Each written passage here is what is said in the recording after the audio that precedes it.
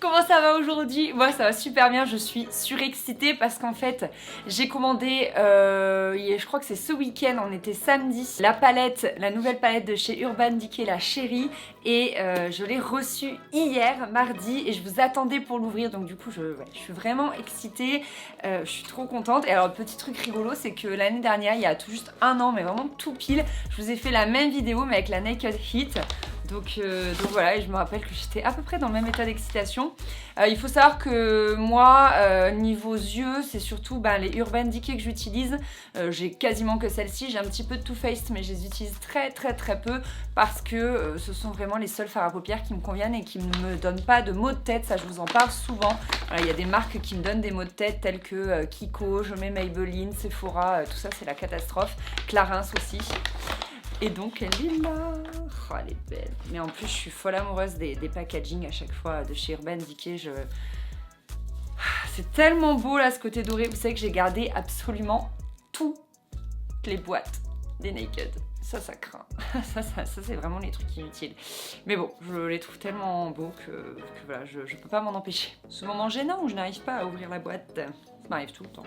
Ah, on obtient une ouverture. Elle est magnifique au niveau du packaging, elle me fait beaucoup penser à la Smoky en fait parce qu'elle a un petit côté comme ça brillant et plastique, très lisse. Et donc j'avais vu rapidement des visuels sur internet, mais j'avais trop hâte de la voir en vrai, de voir les reflets des fards à paupières, et elle est super belle.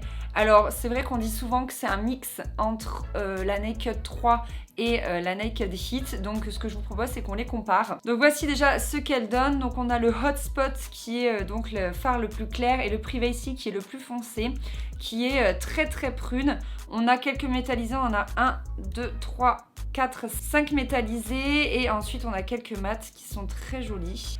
Alors pour bien vous permettre de comparer, en haut je vous ai mis la Cherry qui est vraiment très prune, voire rose, et au milieu il y a la Naked 3 qui elle est plutôt dans les neutres en fait. Au final moi je la trouvais très rose quand je l'avais achetée à l'époque, et en fait c'est vrai qu'elle est plutôt neutre, et tout en bas la Heat qui elle est vraiment vers les ocres. Donc c'est vrai que comme ça moi je pensais qu'elle se ressemblait beaucoup, mais en fait pas tant que ça. Il y a quelques fards qui peuvent être similaires, mais c'est vrai qu'au final je la trouve assez différente. Donc écoutez, c'est parti, on va tester un petit peu la pigmentation des fards, etc. On va voir ce que ça donne, j'ai trop hâte. J'ai juste mis mon anti-cerne, et là je vais mettre ma base paupière. Est-ce que je l'ai prise? Je l'ai pas prise. Je vous ai rapproché, c'est bon, je l'ai. Donc ma base paupière, c'est celle de chez Laura Mercier, je l'ai depuis super longtemps, et je l'aime beaucoup, donc je continue de l'utiliser. Dans la Cherry, il y a un pinceau qui est le même en fait que, enfin le même au niveau de la forme et tout, que dans la Smoky. Voilà, moi j'aimais beaucoup cet embout, donc, et celui-là est très pratique aussi. Et par contre il a une partie transparente, je le trouve trop joli. Bref, c'est parti.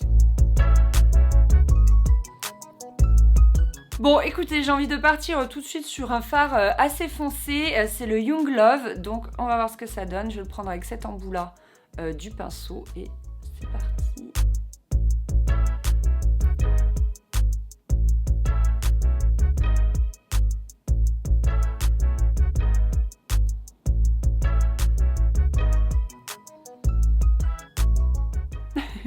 Fille dubitative. D'accord. Bon, je le trouve pas ultra fou, ultra pigmenté.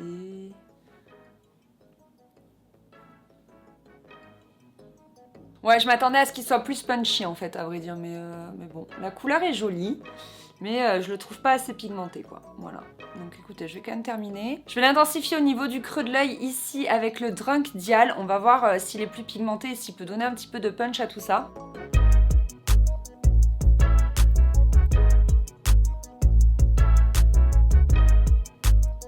On va estomper. Je vais prendre le Hotspot, je pense.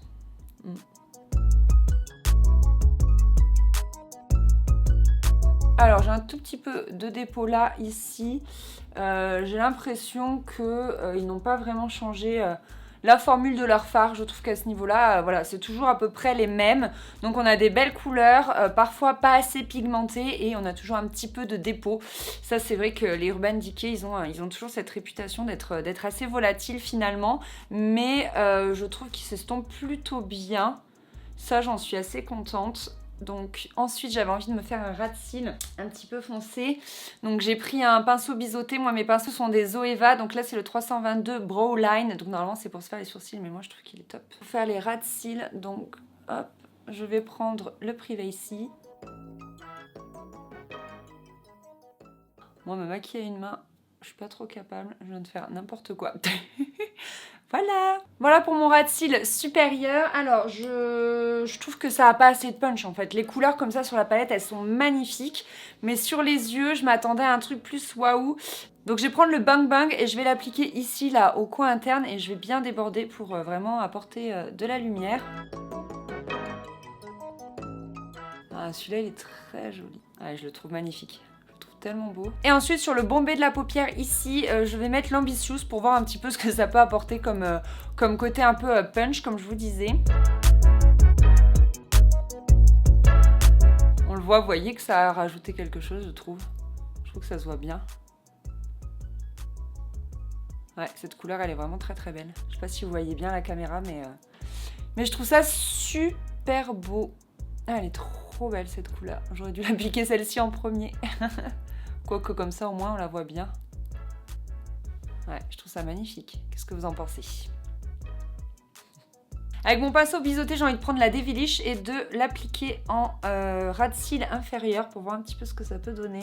Je fais très rarement mon ras de cils inférieur. C'est une technique que j'ai du mal à faire parce que je trouve qu'au cours de la journée, ça bave assez. Et j'ai vu qu'il y avait beaucoup de youtubeuses qui le faisaient, mais c'est vrai que moi... Ouais, moi je trouve que je finis vite en mode panda après. Je vais prendre Juicy maintenant pour continuer d'estomper en haut et peut-être ajouter un petit peu de punch, un petit peu de couleur. On va voir ce que ça peut donner.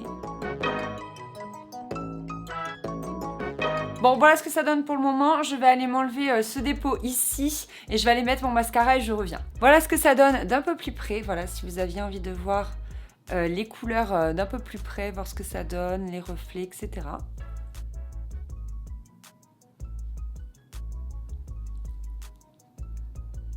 Alors, petit bilan de cette palette. Donc, si vous êtes comme moi une fan de Urban Decay, que vraiment vous ne jurez que par ces palettes-là, vous n'allez pas être déçus parce qu'on retrouve des fards vraiment fidèles à eux-mêmes. Donc, vous avez quand même ce petit côté poudreux, mais qui est facile à estomper. Il y a, je trouve, quelques petites couleurs qui sont décevantes. Donc, c'était notamment le cas de la Young Love et de la Drunk Gial. Je les trouve pas assez pigmentées. Voilà, je m'attendais à un truc un peu plus fort. Par contre, la Ambitious est très très belle, donc je pense que celle-ci, je l'utiliserai davantage pour un autre make-up et j'utiliserai aussi celle qui est à côté, la Turn On. J'ai vraiment envie d'utiliser les deux en même temps, mais en même temps là c'était vraiment la première fois que je découvrais la palette, donc je suis un peu allée au pif et j'avais envie d'un truc un peu plus prononcé que ce que je fais d'habitude. C'est vrai que moi je fais plutôt des make-up très neutres et là j'avais envie d'un truc très très rouge et je pense que c'est vraiment une palette dont je vais beaucoup me servir en hiver. Je pense que c'est plus joli quand on a un petit peu débronzé, quand on a un teint un peu froid, donc je pense que ça conviendra, c'est une palette qui conviendra vraiment aux brunes, aussi aux blondes et aux châtains comme moi mais qui ont un teint plutôt froid. Moi là je sors de l'été donc j'ai un teint plutôt chaud et vu que c'est des couleurs très chaudes, très rouges, violettes, etc., violacées, je pense qu'il faut vraiment avoir un teint froid pour que ce soit joli, pour pas que ça jure avec un teint au contraire qui serait trop doré. Donc en gros je suis ravie de mon achat mais je reste un poil mitigée parce que c'est vrai que je m'attendais à quelque chose de vraiment très pigmenté. Ça ne l'est pas assez pour certains fards, pour d'autres je suis pas déçue, notamment le Bang Bang qui est vraiment cool aussi. Donc voilà, écoutez, dites-moi un petit peu en commentaire ce que vous pensez de cette palette, ce que vous pensez de mon make-up. Est-ce que c'est une palette qui vous fait envie?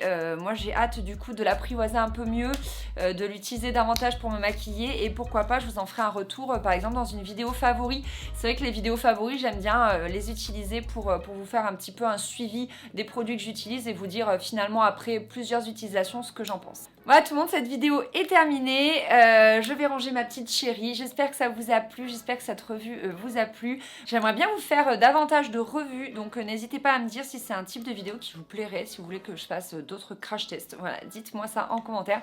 Je vous fais des gros bisous, je vous laisse. Bye!